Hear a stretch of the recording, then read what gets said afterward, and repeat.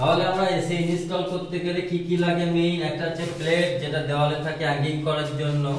আর একটা হচ্ছে লাগে হচ্ছে তোমার হচ্ছে যে হোল্ড করতে হয়, মেজারমেন্ট করতে হয় যে পাইপটা কত ইঞ্চি থেকে বাইরে বের হচ্ছে। তারপর করে আপনার আউটডোর ফিটিং হবে। আউটডোর ফিটিং হওয়ার সময় একটা স্ট্যান্ড এল থাকবে, এল যাতে আউটডোরটা বসাতে পারো। তারপর আমাকে ভ্যাকুম করতে হবে। ম্যাক্সিমাম কি হয়, টেকনিশিয়ানরা ভ্যাকুম করে না। এই যে ভ্যাকুমটা বলছি না, এটা না করলে কুলিং এ এফেক্ট হবে, কুলিং এর প্রবলেম আসবে। এর জন্য আমাদের সবসময় নিয়ম ভ্যাকুম করো। ভ্যাকুম এর জন্য করতে হবে ভিতরের হাওয়া, এয়ারটা, ময়েশ্চারটা যাতে বের করে নিতে পারো সুন্দর হবে। এই জন্য যত বেশি ভ্যাকুম করবে, যত ভালো ভ্যাকুম হবে, তত কুলিংটাও সুন্দর থাকবে। একটা লং টাইমের জন্য সেটা রানিং করবে। তাই এটাই আরেকটা জিনিস আমরা শেখাবো। তাহলে এটা বুঝতে পেরেছি ইনস্টলের ক্ষেত্রে আমরা কি কি করবো। আরেকটা জিনিস করবো যেটা শেখাবো, সেটা হলো আচ্ছা আমরা চাই এসি, এটা মনে করি ইনডোর, এটা হচ্ছে ইনডোর। আচ্ছা ইনডোর আমরা কি করি, অনেকের বাড়ি যখন ঘরের ভিতরে ইনডোরটা বসে যাচ্ছে, তখন এটাকে বাইরে আউটডোর হয়, আর এখানে নিচে লাগাচ্ছি, না হলে এখান থেকে বেরিয়ে ছাদে লাগাচ্ছি, তাই তো? আর না হলে এখান থেকে সরাসরি লাগাচ্ছি। কোনটা বেটার তোমরা জানো লাগানো? সব থেকে কোনটা বেটার লাগানো? সোজাসুজিটা, নিচে যেটা সব থেকে বেটার হচ্ছে উপরে যেটা লাগে আউটডোর, এটা বেটার। কেন জানো? কম্প্রেসারের কাজ কি? গ্যাসটাকে, লিকুইডটাকে ঠেলে পাঠানো তো আবার টানা। আচ্ছা গ্র্যাভিটি, আমাদের গ্র্যাভিটি টান কোন দিকে আছে? নিচের দিকে। তো এই কম্প্রেসারটা যদি এই কম্প্রেসারটা যখন চলছে, মনে করো এই কম্প্রেসার যদি নিচে ফেলে কিছু, তাহলে কত ক্ষমতা লাগবে ফেলতে? কম লাগবে। কেন কম লাগবে? গ্র্যাভিটি এফেক্ট রয়েছে, গ্র্যাভিটি নিচের দিকে টানে, তাই তো আমাদের। এর জন্য এই কম্প্রেসারটা কম চলবে, মানে কম প্রেসার লাগছে, লোড কম। আমরা কি শিখেছিলাম? অ্যাম্পিয়ার হচ্ছে চেক হয় লোডিং। লোড যখন বেশি হয় তখন অ্যাম্পিয়ার বেড়ে যায়, লোড কম অ্যাম্পিয়ার কমে যায়। সেইভাবে আমরা একটা থিওরি পড়েছিলাম না? তা সেখানে গ্র্যাভিটি হচ্ছে কম প্রেসার, এটা হচ্ছে কম্প্রেসর, ঠিক আছে? এসি কম্প্রেসর ফেলছে, মানে আউটডোর উপরে আছে, সেখান থেকে যদি এসি কুলিং করে, মানে ভালো করে যদি কাজ করতে হয়, তাহলে কম্প্রেসর যাতে বেশি লোড না পড়ে, ইনডোরের থেকে কম্প্রেসর অনেক উঁচুয় রাখো, তাহলে কি হচ্ছে, একে ফেলতে অনেক দেরি হচ্ছে। কিন্তু কম্প্রেসরটা মনে করো এখানে রয়েছে, আর কম্প্রেসরটা এখান থেকে উঠে এরম যাচ্ছে, তাহলে প্রেসার কত? গ্র্যাভিটি উল্টো হচ্ছে, তাহলে গ্র্যাভিটিকে উপরের দিকে দিতে গেলে প্রেসারটা কত লাগছে? মনে করো এটা শুধু 100 এই কম্প্রেসরটা 100 ভিতরে 50 প্রেসারেই নিচে নামিয়ে দিতে পারছে, আর একে এটা তুলতে গেলে 150 প্রেসার প্রায় লেগে যাচ্ছে। তাহলে আমার কোনটা হচ্ছে সুন্দর? উপরেরটা। এর জন্য কি হচ্ছে, সবসময় সাজেস্ট করবো এসি ইনডোরের থেকে কমসে কম উপর দিকে গেলে সেটা হচ্ছে বেস্ট। এটা অনেকে জানে যে নিচে লিকুইড চলে আসবে, তেল চলে আসবে, এটা ভুল। সবসময় মনে রাখবে যে হ্যাঁ, কম্প্রেসর গ্র্যাভিটির উল্টো করা যাবে না। গ্র্যাভিটিতে আমরা উপর থেকে ওঠার জন্য কি করতে হবে, অনেক প্রেসার লাগবে, কিন্তু উপর থেকে লাফ দিলে কত তাড়াতাড়ি আমরা পড়ে যাচ্ছি। গ্র্যাভিটি আমাদের তো টেনে নিচ্ছে না, গ্র্যাভিটি। এর জন্য কম্প্রেসর সেম থিওরিতে কাজ করছে। এর জন্য এখানে আমাদের কারেন্ট বাঁচাতে হবে, কম্প্রেসর লং টাইমে যাবে, ভালো সুন্দর কুলিং করবে, আর কম্প্রেসর করে লোডটা একদম থাকবে না। যারা এসি ফিটিং করছে তাদেরকেও বলবো যে এই সাজেশনটা কাজে লাগাও। এতে কি হবে যে কম্প্রেসরটা অনেক টাইমের জন্য চলবে, আর কম্প্রেসর খারাপ হওয়ার সম্ভাবনা খুবই কম। হতে পারে অনেকে খুব জানে, কিন্তু কিছু কিছু জিনিস আমাদের যে জিনিসগুলো বানানো হয়, যে টেকনোলজি, যে সায়েন্সগুলো আমরা ইউজ করছি, সেগুলো কিন্তু আমরা প্রাকৃতির একটা পার্ট, সেগুলো নিয়ে কিন্তু আমরা বানাচ্ছি সব, নাহলে তুমি কিছু তৈরি করতে পারবে না। এর জন্য বলে, আগের দিন তো তোমরা ছিলে না, এর জন্য বলে শিখতে, যে তোমরা শেখো, শেখার মতন শেখো। ওই বাইরে কি করছো, আজকে এখানে টাইম দিতে পারছো না, এই টাইম দিতে পারছি না বলে আমাদের জীবনে বেশিরভাগ ছেলে 100 জনের ভিতরে, ওই সেই স্টুডেন্টের ভিতরে 80 জন টাইম দিতে পারেনি, ক্লাস করতে পারেনি, লাস্টে চাকরিও পায়নি, কিংবা কোনোটা কিছু করতেই পারেনি। আর 2 জন ভালো টাইম দিয়েছিল বলে সেই জামানায় আজকে, ওই যে উদাহরণটা দিলাম, একটা লোক সারা জীবন পড়েছে, আমার এক বন্ধু সারা জীবন পড়েছে, আমি পড়িনি, আমি ক্রিকেট খেলেছি, ব্যাট খেলেছি, সব কিছু করে বেরিয়েছি, আর সে কোনোদিন খেলেনি, কিন্তু সে এখন কি করে, একটা বড় ডক্টর। এই এক্সাম্পল যেটা তোমাদের দিচ্ছিলাম এটাই অরিজিনাল ঘটনা। সে একটা বড় ডক্টর, সে কি করছে, সে এখন ডাক্তারি করছে, ভালো স্যালারি পাচ্ছে, ভালো একটা জায়গায় রয়েছে, আরো পড়াশোনা করছে, কিন্তু তার মন চাইলে সে কোথাও এক জায়গায় যে টাইম কাটাতে পারছে, বাইরে ঘুরতে যেতে পারছে, বিদেশে যেতে পারছে, আমেরিকায় চাইলে ঘুরতে যেতে পারে। আমি আমেরিকায় যেতে পারছি না, আমি বিদেশে ঘুরতে পারছি না এখনো, কারণ সেই ছেলেটা এতদিন ধরে আসি করিনি, সেই ছেলেটা টাইম দিয়েছিল সেই জিনিসের, তার জন্য সে এটা বাইরে যেতে পারছে। আর আমি সেই ছোটবেলা থেকে টাইম বাইরে দিয়েছি বলে আমি আর বাইরে যেতে পারছি না। এই জন্য ইম্পর্টেন্ট হচ্ছে টাইমটা দাও। আমার টাইম নেই, হচ্ছে না, টাইম হচ্ছে না, তো ক্লাসে আসার কোনো দরকার নেই, ক্লাস করার দরকার নেই। টাইম দাও, তুমি যেদিন ক্লাসে আসতে পারো সেদিন টাইম দাও, সেদিন আমাকে স্পেশাল আমাদের সাথে বসো যে আমি এদিন টাইম দাও, আমাকে এদিন শেখাও। আগে একটা লোক পড়াশোনা করে কিছুই করে না সারা জীবন, শুধু পড়ে গেছে পড়ে গেছে, আমরা বলি পাগল, হয়তো পড়ে যাচ্ছে কিছু করে না, সে পাবে কিছু, তার পড়াশোনা না করে সেটা কিছু হাসিল করছে। কিন্তু আমরা কোনোদিন পড়িনি, পড়তে চেষ্টা করি না, আজকে আমরা কি করছি, চাকরি করি না, ভালোটা কাজ করছি না, কিন্তু সেই ছেলেটা এখন চাকরি করে এখন তার মনের স্বপ্ন পূরণ করতে পারছে, আর আমাদের মনের স্বপ্ন পূরণ হচ্ছে না, কারণ সেই ছেলেটা এতদিন কাজ করিনি, সেই ছেলেটা এতদিন ন্যাসি করিনি। আমরা সারা জীবন ন্যাসি করে যাচ্ছি, আগেও করবো, এই জন্য আমাদের পকেটে পয়সা নেই। পয়সা থাকলে রোজই ভ্যালেন্টাইন, আমি একটাই বলছি, পয়সা না থাকলে কোনো ভ্যালেন্টাইন ডে ভালো লাগে না, কোনো পয়সা না থাকলে কোনো জন্মদিন ভালো লাগে না, পয়সা না থাকলে নিজের কিছুই ভালো লাগে না, আর পয়সা থাকলে সব কিছু ভালো লাগবে, সবাই আপন, সবাই আপন। এটা মনে করুন, পয়সা খুব ইম্পর্টেন্ট, কিন্তু পয়সাটাকে বানাতে গেলে আমাদেরকে শিক্ষিত হতে হবে, নাহলে আমরা বুঝবো কি করে পয়সাটাকে কিভাবে ধরে রাখতে হয়, কিভাবে পয়সাটাকে বানাতে হয়, এটা বুঝতে গেলে আমাদের এইগুলো খুবই দরকার। তার জন্য বলছি যে ক্লাস তোমরা করছো, যেগুলো মিস করো না, যারা যারা ক্লাস করছো পুরো মিস করো না, মিস করলে তোমাদের প্রবলেম হবে। আর এর জন্য যে কম্প্রেসার, এসির কম্প্রেসারের তাহলে আমরা দুটো পার্ট পেয়েছি, একটা হচ্ছে কম্প্রেসার, যেটা হচ্ছে এই হচ্ছে ইনডোর, আমরা আবার বানাবো ইনডোর, এটা হচ্ছে indoor unit, AC indoor, indoor আমরা দুটো কম্প্রেসার লাগিয়েছি, একটা কম্প্রেসার আর একটা কম্প্রেসার। আচ্ছা, আমরা হচ্ছে কম্প্রেসার একটা পার্ট আমরা এদিকে দেব, আর একটা পার্ট হচ্ছে আমরা এদিকে দেব। এটা আমাদের হচ্ছে বেসমেন্ট, জমিন, এসি ইনডোর, এসি, এটা হচ্ছে কম্প্রেসার। আমরা এসি কে সেফ রাখতে গেলে, এসি কে ভালো চালাতে গেলে আমরা মানে সবথেকে বেস্ট করবো যে ইনডোর যেখানে লেগেছে তার থেকে যেন উপরে হয় কম্প্রেসার, মানে আউটডোরটা যেন ইনডোর থেকে অনেক উপরে গেলে ভালো, খারাপ নয়, কিন্তু নিচে চলে গেলে ভালো নয়। এর জন্য কি করবো আমরা, কি করে বুঝবো যে নিচে থাকলে ভালো নয় আর উপরে থাকলে ভালো? কারণ আমরা একটা জিনিস, গ্রাভিটি, আমাদের পৃথিবীর গ্রাভিটি কোন দিকে, পৃথিবীর দিকে টানে, তো নিচে নিজের দিকে টানে। উপর থেকে যদি কম্প্রেসারটা প্রেসার দেয় তাহলে কোন দিকে, নিচের দিকে পড়ছে, কোথায় আছে প্রেসারটা, গ্যাসটা নিচের দিকে, গ্যাসটাকেই তো প্রেসার দেয়, হাওয়াটাকেই তো প্রেসার দেয়, তাহলে নিচের দিকে পড়ছে, তাহলে এর লোড ক্ষমতা কমে যাবে, লোড বেশি লাগবে না। কিন্তু নিচের, কারণ এই গ্রাভিটি নিচের যখনই ফেলে দিচ্ছে ও, তখন গ্রাভিটি ওকে টেনে নিয়ে আসছে। আর নিচের নিচের আউটডোরটা যদি চালাই আমরা, যে গ্যাসটাকে দিই, ও গ্রাভিটির বিরুদ্ধে যাচ্ছে, তাতে ওর কি হচ্ছে, প্রেসার ক্ষমতা বেশি লাগছে।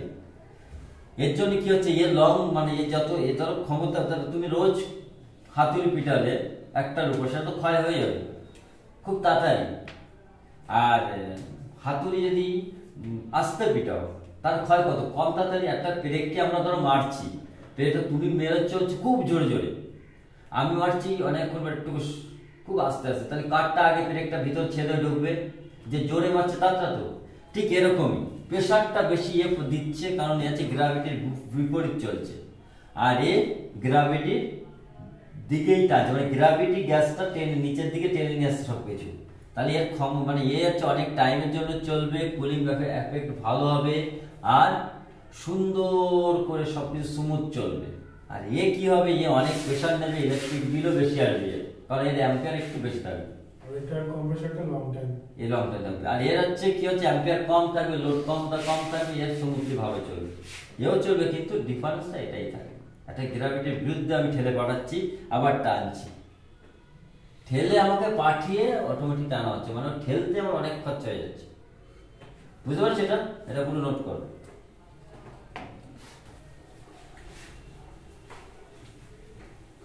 শুভ, বোঝা গেছে? সবসময় এটা আমাদের মনে রাখতে হবে। আর আউটডোর ইনডোর ফিটিং করার সময় একটাই জিনিস আমাদের বেশি হচ্ছে মনে রাখতে হবে, সেটা হচ্ছে যে আমি ভিতরে স্ট্যান্ডটা লাগাবো, স্ট্যান্ডটা ওয়াটার লেভেল দিয়ে ভালো করে মেজারমেন্ট করতে হবে, ডিসব্যালেন্স না থাকে, সুন্দর করতে হবে।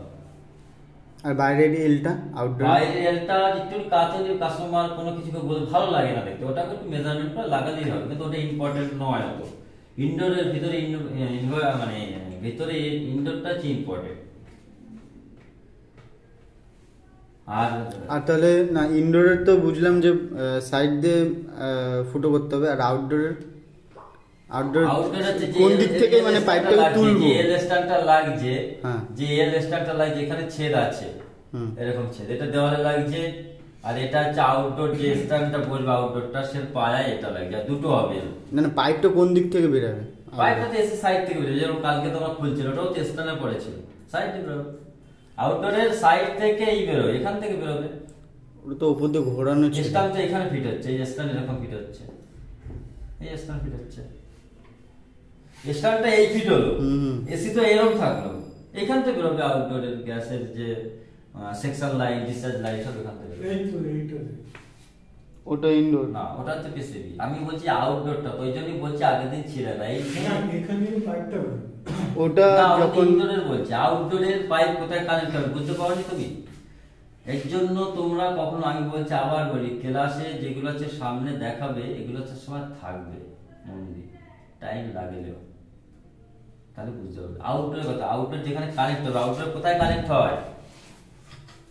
ডান দিকে। এটা আউটডোর,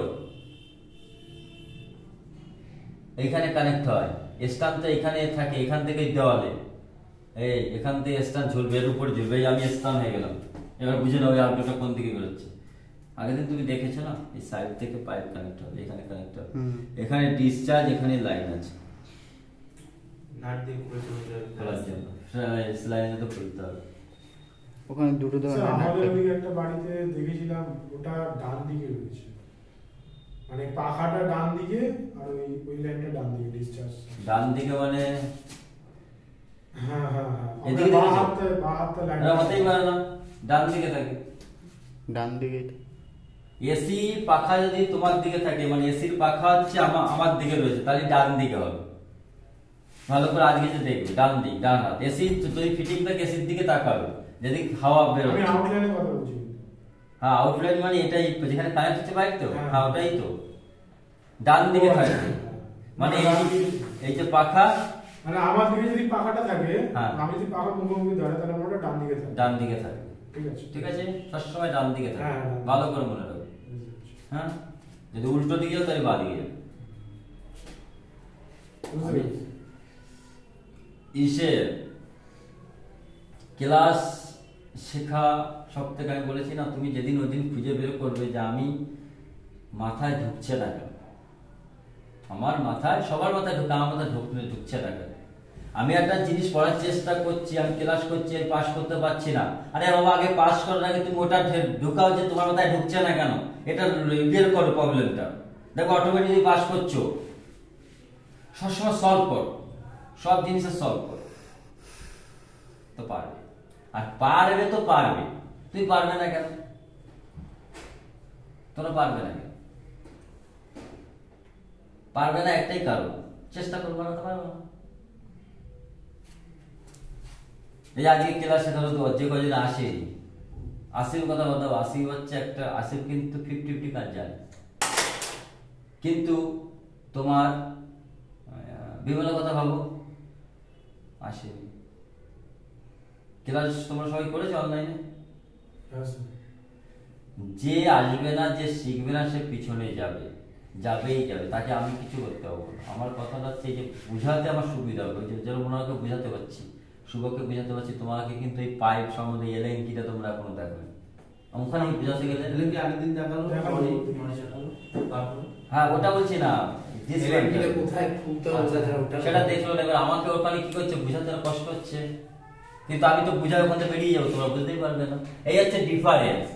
আমাদের স্যার আমাদের যখন হোমওয়ার্ক করার সময় আমরা কিন্তু পিছনে গল্প করছি, ওইদিকে ফার্স্ট বেঞ্চে ওরা কিন্তু সব টুকে নিয়েছে, আর আমরা পিছনে পরের দিন যখনই স্যার ওটা দিয়েছিল, এই তুই আমাকে দিস তো, ওটাও ভুলে গেলাম, আমি হচ্ছে ওরকমই ভুলে যাচ্ছি তো। আর ওই ছেলেটা দিয়েছে পড়া, আর ওই পরীক্ষায় পাশ করে ডক্টর হয়ে গেছে, আর ওর এক রোজ। আর যখন একটা মানুষের ফার্স্ট ওয়ার্কিং একটা অ্যাচিভ করে না, তখন কি হয়, ওটা কপালে ছিল, ওর ভাগ্যে ছিল। ভাগ্য কপাল বলে কিছু হয় না, কিচ্ছু হয় না ভাগ্য কপালে। তুমি আজ পাও তুমিও পাবে, তা বলে এরকম বলে না যে একটা লটারি দোকান দিয়েছে আমি কাটবো, ওইগুলো কিন্তু একদম লাখের ব্যাপার বলে না। ওটা হচ্ছে যদি থাকে তোমার দিকে, যদি সেম নম্বর মেলে, তাহলে তুমি পাবে। ভাগ্যে কিছুই থাকে না, ভাগ্য দিয়ে হাসিল করতে হয়, চেষ্টা করতে হয়।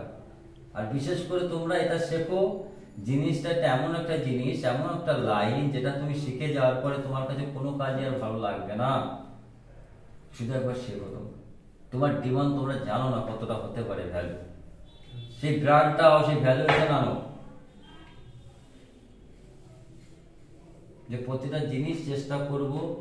ঈশ্বরচন্দ্র বিদ্যাসাগর পায়ে হেঁটে পড়তে হতো, বাড়ি যেতে যেতে পড়া 1, 2 মানে যেগুলো লেখা মাইলস্টোন গুলো শিখে গেছিল, তার চেষ্টা ছিল। সে যদি আচ্ছা বাবার সাথে গল্পে মেতে ঘুমিয়ে অলসতা করে কাটাতে দিতে হতো, পারতো না।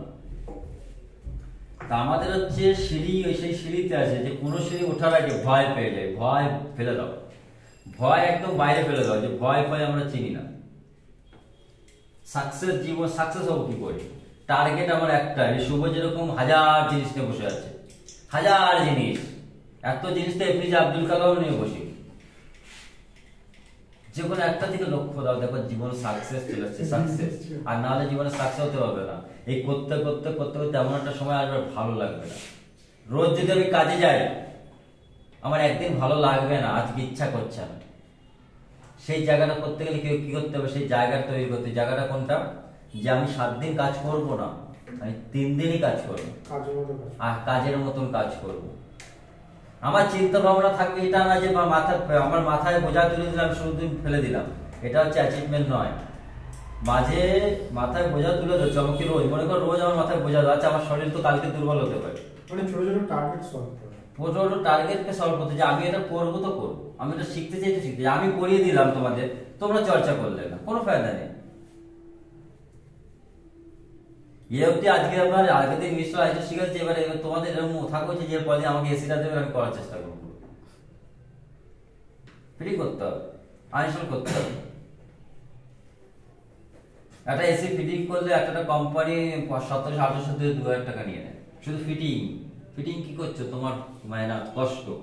আর একটা লোক সকাল হলে দেখবেই রাস্তায় যাচ্ছে কষ্ট করার জন্য, শুধু ইট বালি কোদাল টানার জন্য, মাটি কাটার জন্য, সেই লোকটা লাইনে দাঁড়িয়ে যাচ্ছে 500 টাকা, 700-600 টাকার জন্য লাইনে দাঁড়িয়ে সারাদিন খাটবে। কখন থেকে, সকাল 10টা-8টা থেকে কাজবে সে তোমার 5টা-6টা পর্যন্ত, ধূপ হোক, রোদ হোক, বৃষ্টি হোক, টাইম টু টাইম। তারপরে সেই বাড়ির লোক তাকে টাকা দেবে। এটা হচ্ছে হাই হার্ডওয়ার্ক, স্ট্রং হার্ডওয়ার্ক। কিন্তু এরকম কেন, এই জায়গাটা যাতে আমাদের না আসে কারণ জীবনে, এই জায়গাটা যাতে না আসে, তার জন্য আমাদের কি লাগবে, জ্ঞান লাগবে, অর্জন করতে হবে জ্ঞান। পড়াশোনা করে যে এমন পড়াশোনা করতে হবে, পড়াশোনা মানে কি জানা, পড়াশোনা করে চাকরি করতে, পড়াশোনা করে এই কাজ করতে, পড়াশোনা করতে, এটাও না। অটোমেটিক তুমি যখন পয়সা ইনকাম করতে চাইবে, তখন তোমাকে তো অনেক জানতে হবে, বিজনেসটাকে কিভাবে ডেভেলপ করবে, তুমি যে কাজটা করছো কিভাবে ওটাকে ঠিক করবে। তাহলে এটা করতে হলে কি করছে, আমাদের পড়াশোনা করতে হচ্ছে। আর পড়াশোনা করলেই বুদ্ধি আসবে, বুদ্ধি আসলেই কিছু না কিছু আসবে। তখন কি করে ঝালমুড়ি বিক্রি করতে হয়, তুমি যদি ভালোটা শিখে তখন ভাবো না ঝালমুড়ি তো তোমার এই মালগুলো, এই জিনিসগুলো দিলে বেশি লোকে খাবে, তখন প্ল্যান আসবে। আর তোমার মাথায় প্ল্যান আসতে গেলে তোমাকে লাগবে এডুকেটেড, মানে বই পড়তে হবে, বই পড়তে হবে, বই পড়তে হবে, বই পড়তে হবে, জানতে হবে। কেউ তোমার থেকে বেশি জানে তার থেকে শুনতে হবে।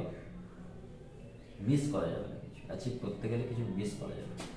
আজকে আমি হচ্ছে সেই 2007 থেকে শুরু করেছি, 2007 আমি কিন্তু সেই লাইনটাকে ধরে রেখেছি, আমি ছাড়িনি। তার জন্য আমি তোমাদেরকে পড়াতে পারছি। আর তোমরা তো নিজস্ব একটা প্রফেশনাল আছে, এই লাইনটা তো নতুন তোমরা শিখছো, তোমরা নিজস্বই প্রফেশনাল ভাবো কত স্ট্রাগল করছো তোমরা। স্বাধীনতা নেই, মনের ইচ্ছা মতো ঘুরতে পারবো না।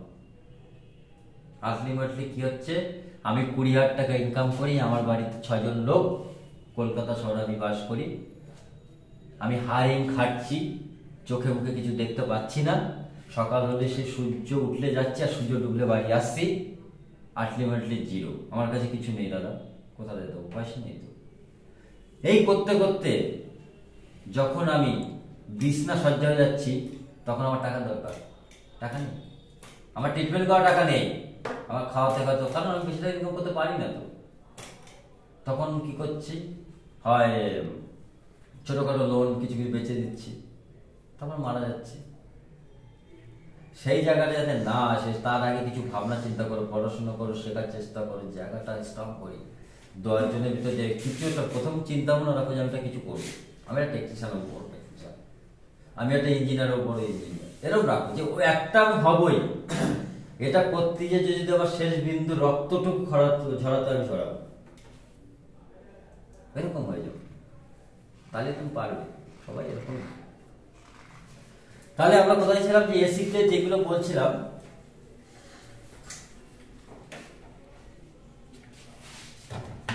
এবার আমরা যেটা বললাম, এটা তো তোমার এক্সট্রা ছিল। তাহলে ক্যাসেট এসিতে যাবো।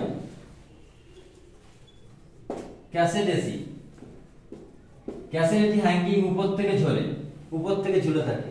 আমরা যখন দেখেছিলাম যে ইসের নিচে, কয়েলের নিচে ট্রে থাকে, এটার উপরে জল ঘেমে পড়ে, এটার থেকে জল বাইরে চলে যায়, তাই তো? ক্যাসেট এসিতেও সেম ট্রে লাগানো থাকে চারিদিক থেকে। এখানে একটা পাম্পিং মোটর লাগানো থাকে,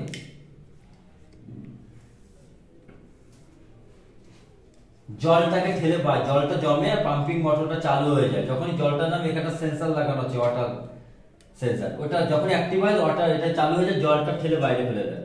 ওয়াশিং মেশিনের ক্ষেত্রেও তাই, জল বাইরে ঠেলে বের করতে হয় ফ্রন্ট লোডিং। এতে কি হচ্ছে, জল ফেলে দিচ্ছে বাইরে, তার জন্য এখানে সেন্সর লাগিয়েছে। এটা কিন্তু জল ফেলে ফেলছে না, এটা জল জমছে, এখানে ফাঁকা আছে, বাইরে পড়ে যাচ্ছে। এর মেজারমেন্ট কি হচ্ছে, কোথায় আছে, এটা হচ্ছে, এই জন্য এটা কত সুবিধা রাখো। এটা তুমি অফিসে লাগাতে পারো, যেখানে ইচ্ছে সেখানে ঝুলে দিতে পারো, ওখানে তো ফুটো কাটা পাবে না পিছনে। তার জন্য কি হচ্ছে, এটাকে একটা মোটর লাগিয়েছে যাতে জলটাকে পাম্পিং করে বাইরে বের করে দিতে পারে। সেম টাওয়ার এসিটাও ওরকম থাকে। এই যে টাওয়ার এসিটা, কিছু টাওয়ার এসি আছে এই নিচে ট্রেতে জল জমা হয়, এখান দিয়ে বাইরে বেরিয়ে যায়, আর কিছু আছে একটা মোটর লাগানো হয়েছে, জল ঠেলে বের করে দেবে, এখান থেকে হাওয়া বেরোবে, এরকম। তাহলে এর কন্ডেন্সার কোথায় থাকছে, কন্ডেন্সারটা যদি থাকে এখানে থাকছে, আর এখানে একটা ফ্যান লাগানো আছে বড়, যে ফ্যানটা হচ্ছে কিরকম থাকে, ফ্যানটা হচ্ছে এরকম থাকে।